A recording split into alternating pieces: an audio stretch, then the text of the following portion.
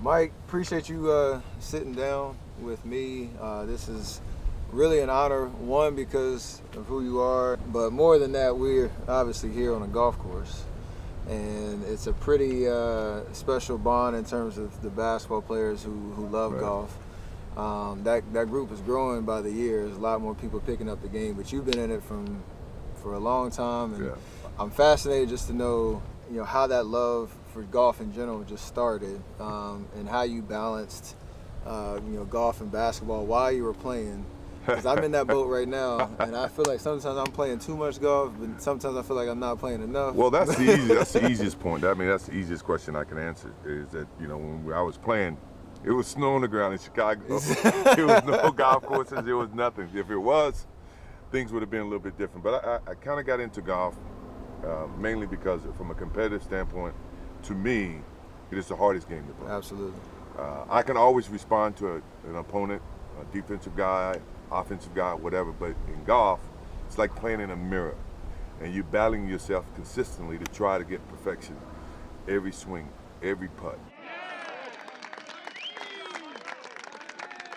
For a competitive person like me, this is what keeps me sane, because when I walk away from the game of basketball, that was enough to keep my competitive juices working. Absolutely. Now when I don't have that game, this game, and it even drives me crazy then. Now I go fishing in between my golf because I got to show patience in fishing. That's going to be relative to golf. Good morning and welcome to the first day of the 43rd Ryder Cup.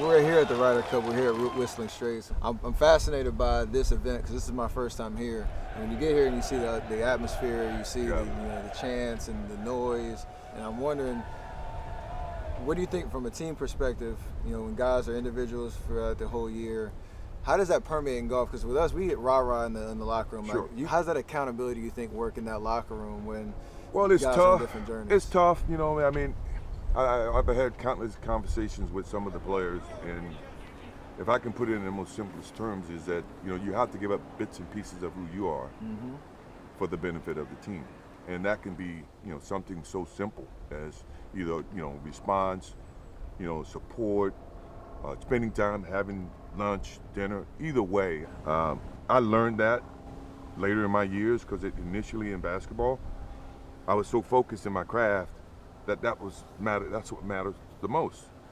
But to win, you have to give parts of yourself to other people and look at people in a different manner and come to accept them. Ryder Cup is very similar in the same sense. I mean, you got Tiger Woods on your team. Tiger Woods can only win 1 point. Yeah, 1 point. And he may not even win. It depends on if you're playing alternate shot. So it's things that you have to factor in. Our best asset is on singles, but we always seem to struggle in alternate shot and best ball. And that, I think, has been something that the European team has always been able to capitalize on. And for us, we should learn from that. Well, a fixture at Ryder Cups through the years. I first remember seeing Michael Jordan at his first Ryder Cup in Valderrama, Spain in 1997. These guys can go to any event they want in the world, and they never miss the Ryder Cups. I know you've traveled to Europe and been on the road venues. You've been in home venues.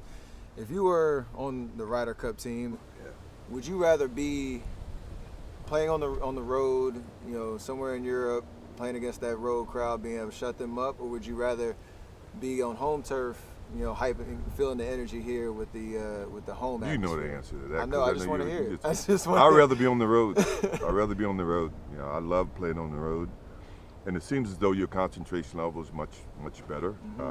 You know that you're not expected to win, so that you can have the opportunity to prove the unknown. And a lot of times when you play at home, you let your hair down, you get relaxed, you see more friends, you see more family, you got to worry about tickets, you got to worry about so many other different things. So I always love playing on the road, so it minimizes my thought process and I can focus on my craft. And I would imagine if I was playing on the Ryder Cup, I would much rather play in Europe than to play home. And there's another one for Dustin Johnson. That's Michael Jordan on board. You got a lot of different characters on the USA team. Do you see yourself in any of the Team USA members, who do you see yourself in the most in terms of their demeanor on the course or Wow, that's something hard. about them? That's I know. hard. You could say nobody because they ain't on your level yet. No, I think I like to say that competitive nature is you can see it in a lot of the guys, and it comes in a lot of different ways. I can see a little bit of myself in JT. Mm-hmm. I can see a little bit of myself in Brooks. I can see a little bit of my calmness and confidence in DJ.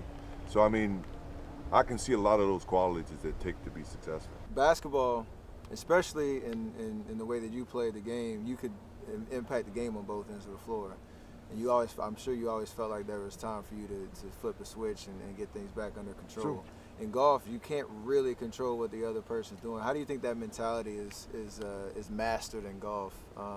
I think when I talk to all of my buddies, and when they're playing the big matches, and I see that they're leading, the first thing I type to them or I text them is keep it simple. Mm-hmm. Because now you're not trying to overthink. Just keep it simple. Fairways and greens. Blah blah blah. You can't get it all back in one hole. You got to take it shot at a time. To me, those are simple conversations. That's a simple way to stop what you're thinking. I know it's a Ryder Cup. I know there's a bunch of people watching. I'm down 5 and after 5. Let's just keep it simple. Let's hit fairways and greens. Now, that's all you can do. You can't just turn a switch and say, you know what, erase the 5, let's start all over again. No, you got to channel your thoughts to start basically working your way back to getting more confident about your swing, scoring, or the match. Now, it may not happen that way, but Right. I think that's a good start, and sometimes it does. I've been to a couple PGA events. I've been to one major. This is my first Ryder Cup. This is the first time that I've been on a course watching and haven't gotten the itch to go play. And I say that because the competition is so ripe. Yeah. Usually when I go to a tournament, I'm like, dang, like the shots are inspiring me I want to go to the range right now and work on this and that. You feel like a similar vibe, or is that competitive nature still like I stay in my lane. I stay in my lane. When I watch these guys are good. Yeah, they're great. And to watch them under the pressures Yeah. of being able to hit shot after shot after shot, knowing that you got so many thousands of people against you, and you have so many thousands of people supporting you. You don't want to let them down. Being able to represent that fan base, USA or Europe. And for me, I don't have the skill set to put myself in that environment. Now, if you tell me I got a basketball in my hand, now that's a different story. But if I had a golf club in my hand, there's no way I can get comfortable to hit a 50-yard shot or a 100-yard shot. Not with all these people. Not all these people.